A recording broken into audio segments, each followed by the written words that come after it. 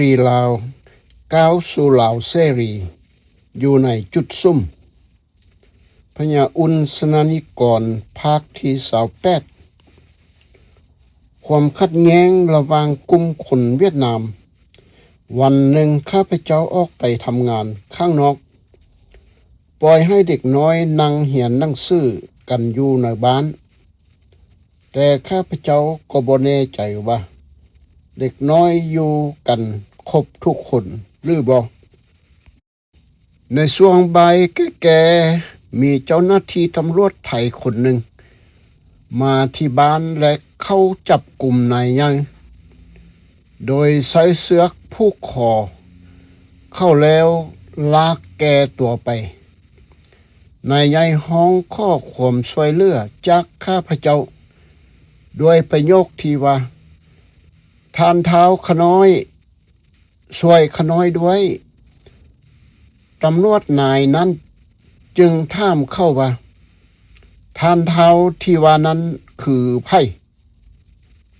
เมื่อได้รับคำตอบว่าเป็นท่านเท้าอุ่นสนานิกรตำรวจจึงถามย้ำว่าแม่นบ้านของเท้าอุ่นสนานิกรหรือบ่เมื่อทราบว่าเป็นบ้านของเท้าอุ่นสนานิกรแท้ๆตำรวจคนนั้นก็ปล่อยตัวนายใหญ่แล้วย่างกลับไปข้าพเจ้าได้รับทราบเรื่องราวต่างๆเกี่ยวกับเหตุการณ์ดังกล่าวเมื่อกลับถึงบ้านดึกในคืนนั้นหลังจากนั้นข้าพเจ้าจึงได้สืบสวนและศึกษาความเป็นไปของกลุ่มชาวเวียดนามหรือคนเวียดนามพบว่าพวกเขากำลังจัดตั้งกลุ่มกันอย่างเป็นระบบระเบียบโดยไพ่ก็ตามที่บ่ยอมเข้าร่วมกับฝ่ายเวียดมิน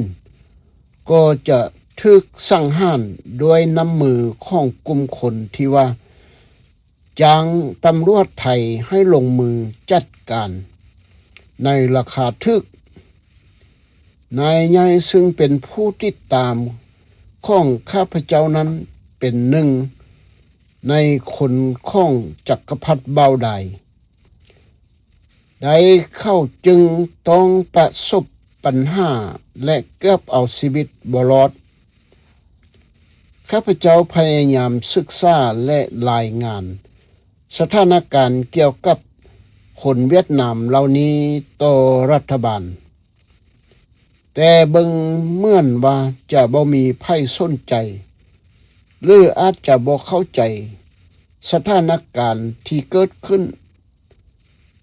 ส่งผลให้บรรดาผู้นำกลุ่มเหล่าอิสระบ่สามารถแยกความแตกต่างระหว่าง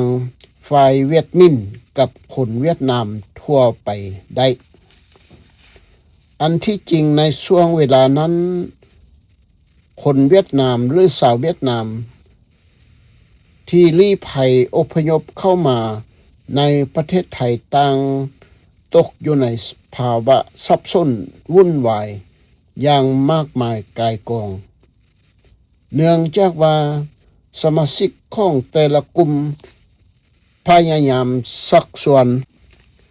หรือสักดึงเพื่อนฝูงให้มาเข้าพวกเข้าหรือเข้าเป็นกลุ่มของพวกตนจนกลายเป็นการต่อสู้ขัดแย้งสิ่งกันถึงขั้นเป็นตายหากเจ้าหน้าที่ไทยปฏิบัติหน้าที่อย่างเข่งขัดแล้วอยู่ใส่ก็คงบ่มีความเคลื่อนไหวใดเล็ดลอดสายตาไปได้ถ้าหากว่าเจ้าหน้าที่ไทยระดับต่ำบางคนกลับตกเป็นเครื่องมือทางการเมืองของชาวเวียดนามโดยหูเท่าบ่ถึงการเพียงพอเพราะเห็นแก่เงินจำนวน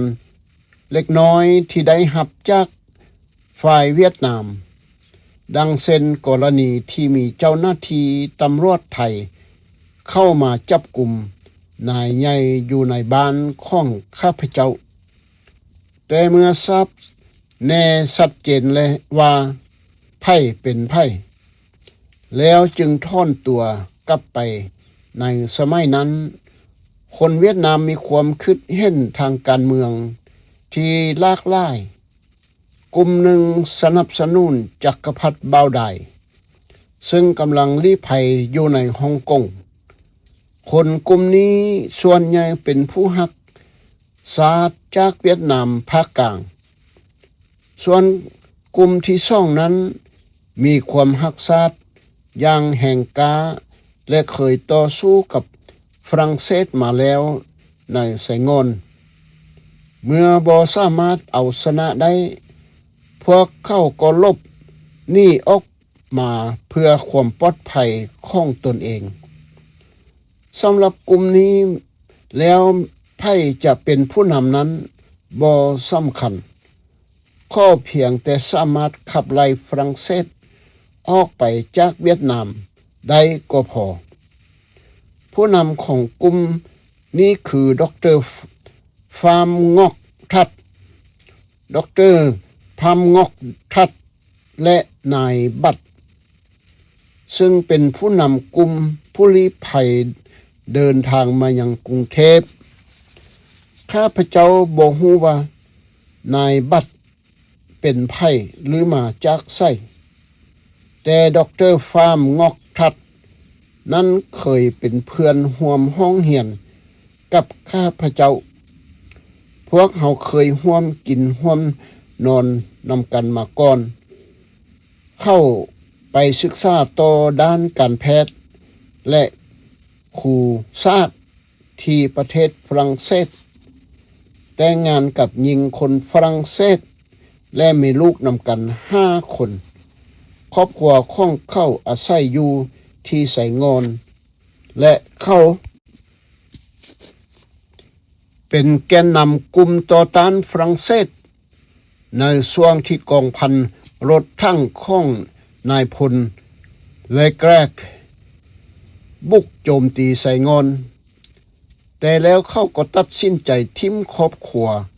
และหลบหนีมายังประเทศไทย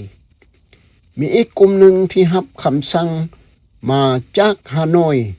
นั่นคือกลุ่มเวียดมินพวกเขาเป็นกลุ่มที่มีแนวคิดฝักใฝ่ายซ้ายอย่างหุนแหงกาทางฮานอยมักส่งคนเข้ามาและขอให้กลุ่มลาวอิสระช่วยรับตัวคนเหล่านี้จากบริเวณชายแดนลาวเวียดนามข้าพเจ้ามักสั่งให้ภูมินอสวรรค์และสิงคโปร์ซีโคดจุลมณีนำกำลังทหารไปรับคนเวียดนามจากเมืองมะเกียดแข้งเสียงขว้างเมื่อพวกเขาเดินทางมาถึงประเทศไทยก็มีการประชุมหารือกันหลายครั้งโดยเฉพาะอย่างยิ่งระหว่างเจ้าสายแดงสุพรรณวงศ์กับคนกลุ่มนี้ส่วนตัวข้าพเจ้าเองในนามหัวหน้าเสรีลาวกับฝ่ายสัมพันธมิตรนั้นบ่ได้ให้ความสนใจกับกลุ่มนี้หลายปานใดนักจนกระทั่งภายหลังข้าพเจ้าจึงทราบรู้ว่าชายคนที่เคยมาพักอาศัยอยู่ที่บ้านของข้าพเจ้าบนถนนสีลมนั้นแท้จริงแล้วคือฟาร์มบันดงซึ่งดำรงตำแหน่งนายกรัฐมนตรีของเวียดนามเหนือในขณะนั้นณจุดนี้ของเรื่องราวข้าพเจ้าขอพักเรื่องราวเกี่ยวกับผู้ลี้ภัยคนลาวและเวียดนามไว้ชั่วคราวเพื่อกล่าวถึงสาเหตุที่ทำให้ไทยต้องส่งคืนดินแดนแก่ลาวกัมพูชาและอังกฤษนอกจากนั้นจึงจะเล่าถึงชีวิตความเป็นอยู่ของข้าพเจ้าในประเทศไทยต่อไปคือ กรณีตัวอย่างและจุดเปลี่ยนสำคัญของลาวการที่ไทยได้รับดินแดนคืนในปี1941นั้นภายหลังจากเกิดเหตุการณ์ความขัดแย้งระหว่างไทยกับอินโดจีนซึ่งญี่ปุ่นได้เข้ามาทำหน้าที่เป็นตัวกลางไกล่เกลี่ยข้อผิดพลาดได้มีการลงนามในสนธิสัญญาที่กรุงโตเกียวโดยกำหนดให้ฝรั่งเศสต้องส่งคืนดินแดนในอินโดจีนของฝรั่งเศสได้แก่แขวงสัญบุรีหรือลานซางในอดีตและแขวงจำปาสักซึ่งตั้งอยู่ทางฝั่งตะวันตกของแม่น้ำของให้แก่ประเทศไทยนอกจากนี้ยังมีการส่งคืนจังหวัดเสียมเรียบและพัทบองในกัมพูชาคืนให้แก่ไทยอีกด้วยแท้จริงแล้วฝรั่งเศสได้ดินแดนเหล่านี้มาจากการใช้กำลังบังคับเอาไปจากไทยในช่วงหอยต่อของศตวรรษซึ่งเป็นยุคที่ไทยยังเป็นประเทศน้อยและอ่อนแอ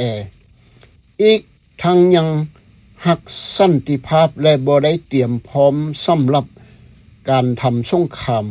กับผู้ใดไทยจำต้องยอมจำนนต่ออำนาจกำลังทหารของมหาอำนาจอย่างฝรั่งเศสเพื่อรักษาไว้ซึ่งชีวิตและชื่อเสียงของประเทศด้วยเหตุนี้เองฝรั่งเศสจึงสามารถเข้ายึดครองลาวกัมพูชาและดินแดนทั้งหมด4จังหวัดดังกล่าวได้